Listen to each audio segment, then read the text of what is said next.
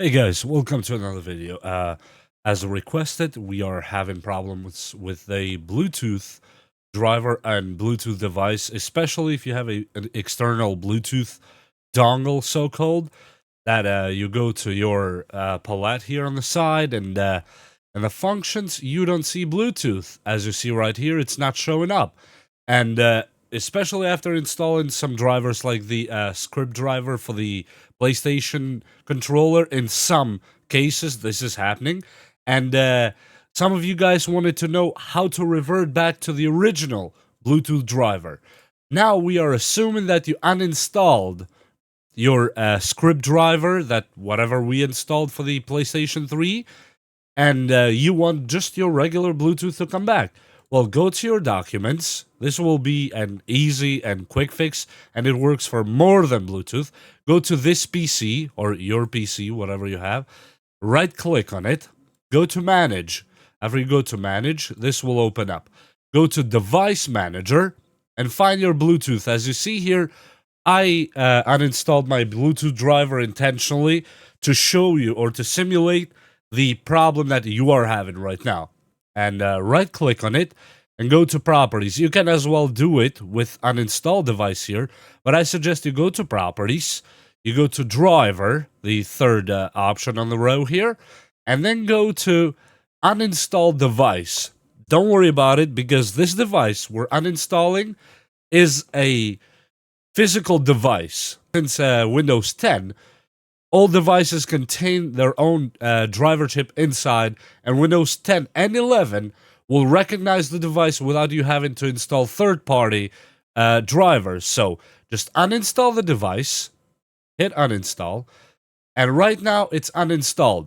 What you want to do after this uninstallation, you want to restart your computer in order for Windows to recognize your original Bluetooth again.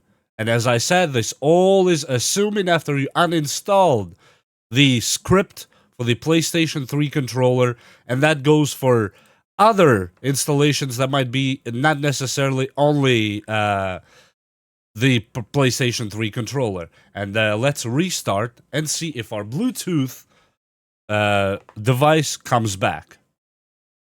We are inside the computer. It will give me some warnings now, which is always because I'm running a virtual machine. And we click OK. We go now here. And what do you see? Bluetooth is now showing up. And as you saw before, this Bluetooth here was not even showing up at all. And now let's go to Bluetooth settings. Right here. Go to settings.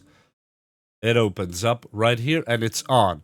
And you can just add Bluetooth device, add microphone or keyboard or whatnot. I don't have anything really open up right now. Oh, looks like I have some Bluetooth headsets and headphones and all that kind of stuff. But yes, that's how you do it.